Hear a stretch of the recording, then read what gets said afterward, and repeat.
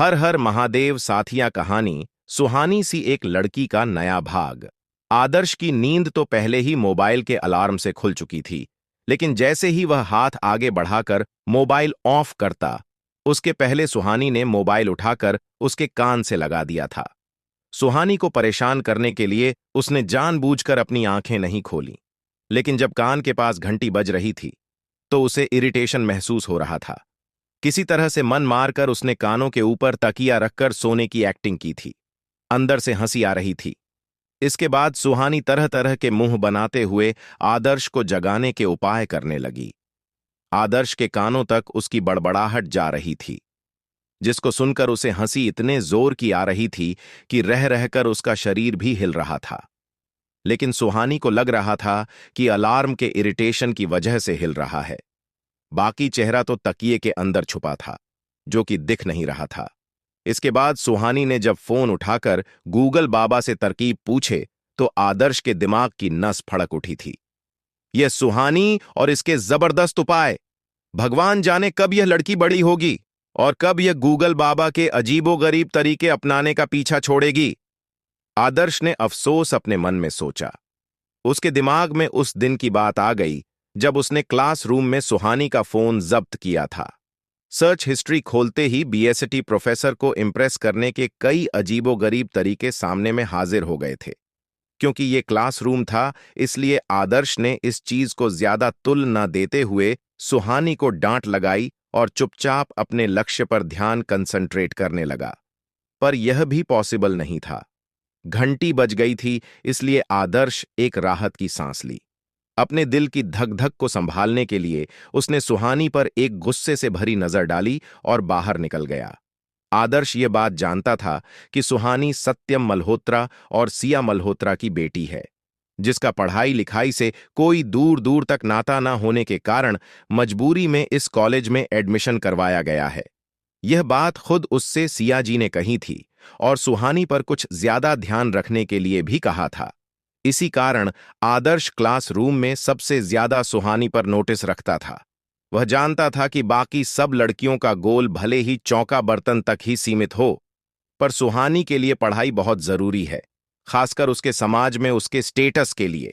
इसलिए कम से कम सुहानी के दिमाग में इतनी चीजें तो जरूर घुसनी चाहिए जो कि उनके लिए जरूरी है।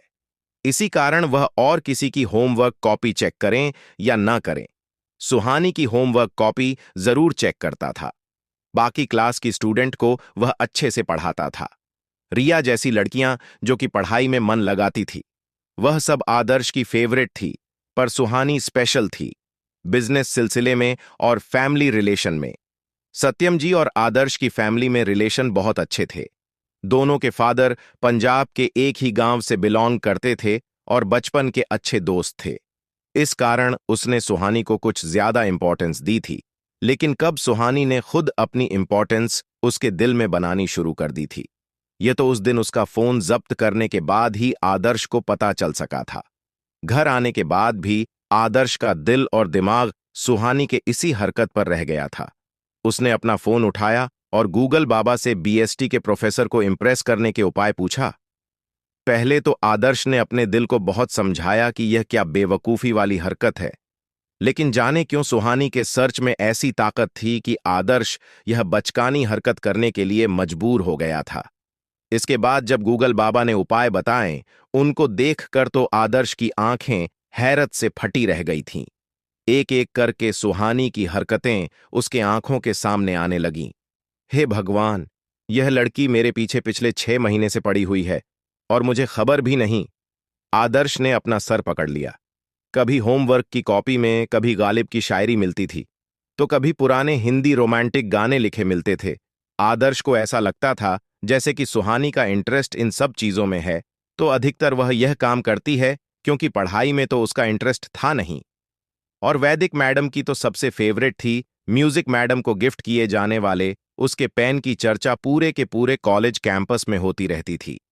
जब आदर्श क्लास में पढ़ाने के लिए बुक मांगता था, तो सबसे पहले सुहानी अपनी ही किताब लेकर हाजिर रहती थी।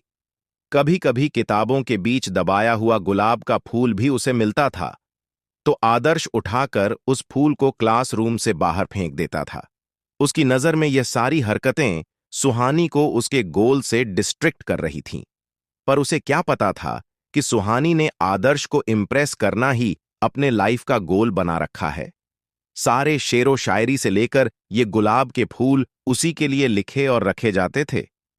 पर उस दिन गूगल बाबा से सर्च करने के बाद आदर्श को सुहानी की हर एक हरकत समझ में आने लगी थी।